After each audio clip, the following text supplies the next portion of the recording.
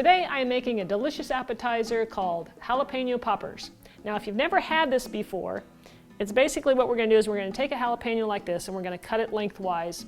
So we have two halves and we're going to fill it with a mixture of cream cheese, Parmesan cheese, some garlic, and some freshly cooked bacon chopped up into little bits. Then we're going to sprinkle some mild cheddar cheese on top and we're going to pop it in the oven for 30 minutes.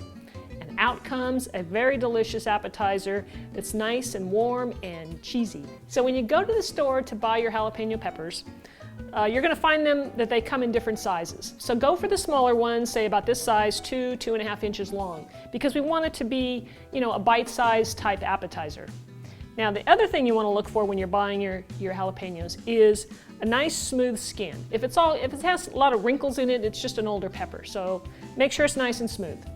So the way we're going to start is we're going to add our cream cheese. I've got 1.5 cups of cream cheese. I'm going to put it in the bowl. And this is room temperature so that it's easy to mix up. Next I'm going to add, I have some granulated garlic pieces here. This comes in a jar. You find it in the spice area at the grocery store. So that's a teaspoon of that.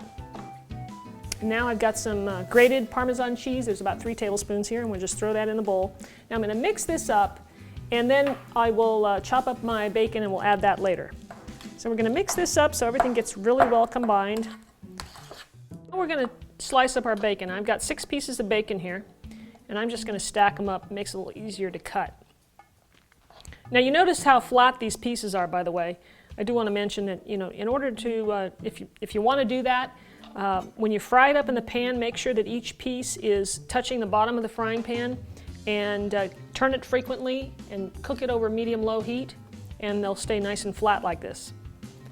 So basically you just want to, cut little pieces. You're making little bacon bits. You want to get them nice and small and just go through and get little chunks. Okay, so now we're going to add our bacon chunks. Now you don't have to add any salt to this recipe because there's plenty of salt in the bacon. Then just stir this in till it's nicely combined, and then we'll be ready to stuff and do our jalapenos.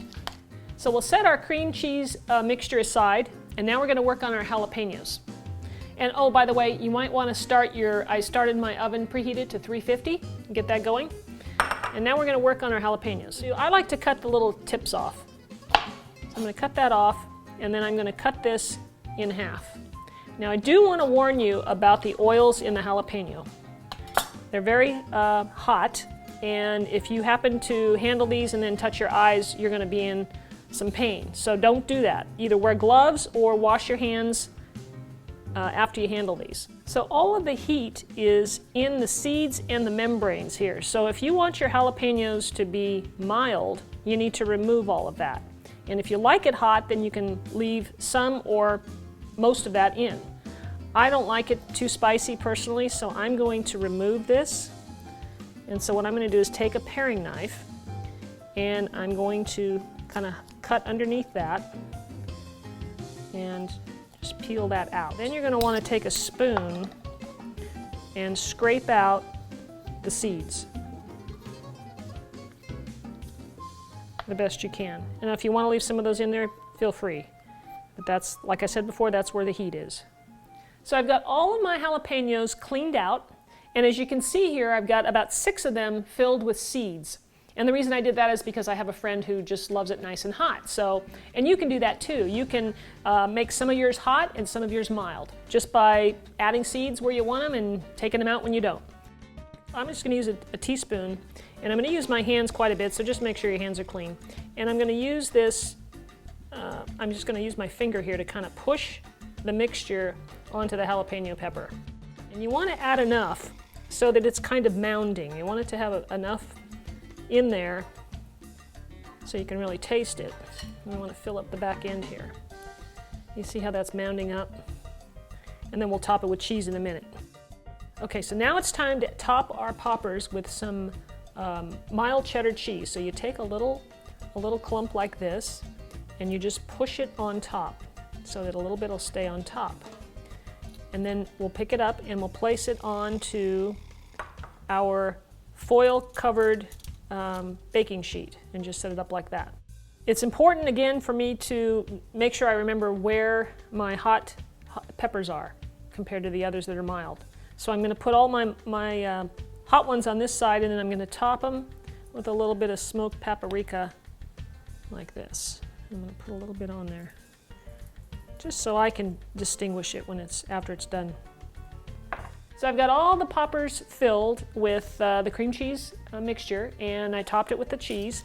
And now I'm ready to put them in the oven, so they're going to bake for about 30, maybe 35 minutes until all the cheddar cheese is melted and everything looks nice and roasted. So we'll check it then. All right, so we're going to take a peek of our poppers after about 25, 26 minutes, and it looks like they're just about done.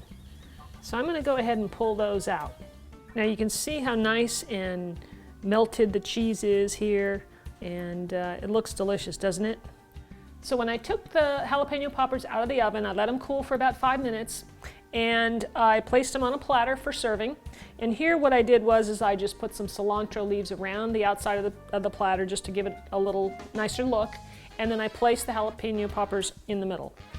Now I do want to mention that I don't recommend putting foil on the cookie sheet, because I had trouble getting the jalapenos off.